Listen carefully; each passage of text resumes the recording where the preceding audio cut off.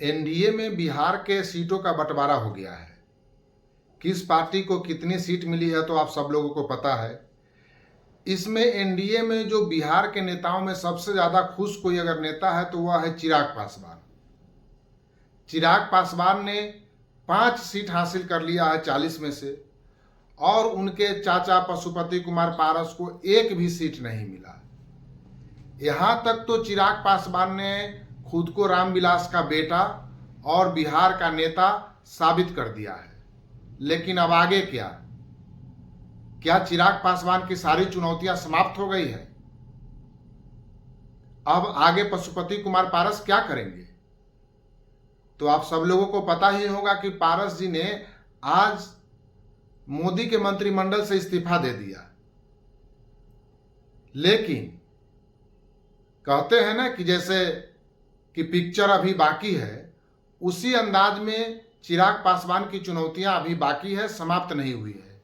क्योंकि पशुपति कुमार पारस ने मोदी के मंत्रिमंडल से इस्तीफा तो दे दिया, लेकिन उन्होंने अपने इस्तीफा के प्रेस कॉन्फ्रेंस में मोदी के लिए एक भी गलत शब्द का इस्तेमाल नहीं किया। पशुपति कुमार पारस ने मोदी जी को धन्यवाद दिया कि मोदी जी ने उन्हें अपने साथ काम करने का मौका दिया, लेकिन उन्होंने सिर्फ इतना कहा अपने 2 मिनट के इस्तीफा के भाषण में कि एनडीए में उनके साथ इंसाफ नहीं हुआ, उन्हें सम्मान नहीं दिया गया, इसलिए वो मंत्रिमंडल में रहने में अब सक्षम नहीं है और वो इस्तीफा दे रहे हैं। लेकिन अब आगे क्या होगा? अब आगे पशुपति कुमार पारस करेंगे क्या?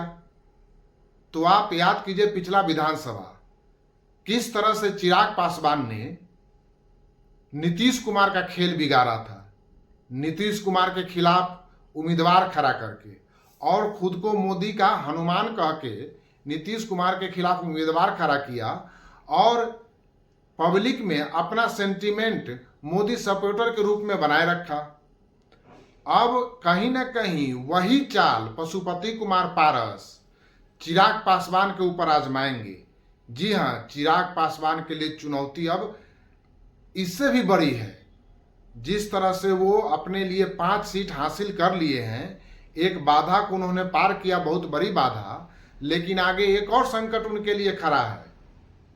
चुनाव में पशुपति कुमार पारस, जैसा कि कहा जा रहा है सूत्रों के हवाले से, कि हर वो सीट पर जहां चिराग पासवान के लोजपा रामविलास के पार्टी का उम्मीदवार खड़ा होगा, हर उस सीट पर पशुपति कुमार पारस अपना उम्मीदवार खड़ा करेंगे और हाजीपुर से तो वे स्वयं ही चुनाव लड़ेंगे, और वह भी तेजस्वी यादव के साथ।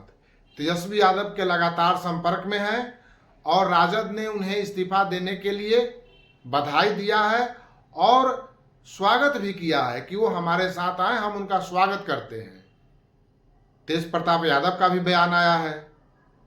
तो पशुपति कुमार पारस हाजीपुर से स्वयं चुनाव लड़ेंगे और वो अभी आरजेडी के सीट पर, तो समझ लीजिए कि कांटे की टक्कर होगी हाजीपुर लोकसभा सीट पर। चिराग पासवान के लिए मामला इतना आसान नहीं होगा। बस चिराग पासवान के फेवर में एक ही बात है कि उनके पीछे मोदी जी की शक्ति लगी है और मोदी जी का लहर है इस साल 2024 के चुनाव में। लेकिन चिराग पासवान का जो 5 सीट मिला है, उस 5 सीट पर पशुपति कुमार पारस अपने उम्मीदवार को उतारेंगे। हालांकि पशुपति कुमार पारस के एक उम्मीदवार जो नवादा के सांसद हैं चंदन सिंह, ऐसा कहा जा रहा है कि चंदन सिंह बीजेपी के साथ जुगाड़ लगाने में लगे हुए हैं कि बीजेपी के टिकट पर वह नवादा सीट से लोकसभा का चुनाव लड़े। लेकिन जो भी हो, चिराग पासवान के लिए चुनौतियां अभी खत्म नहीं हुई है और पशुपति कुमार पारस उन्हें बड़ा चुनौती देने जा रहे हैं लोकसभा के चुनाव में। और पशुपति कुमार पारस उनके लिए, चिराग पासवान के लिए एक बहुत बड़ी बाधा है जिसे पार करना है चिराग पासवान को। हालांकि एक अच्छी बात है कि चिराग पासवान के साथ नरेंद्र मोदी की शक्ति जुड़ी हुई है।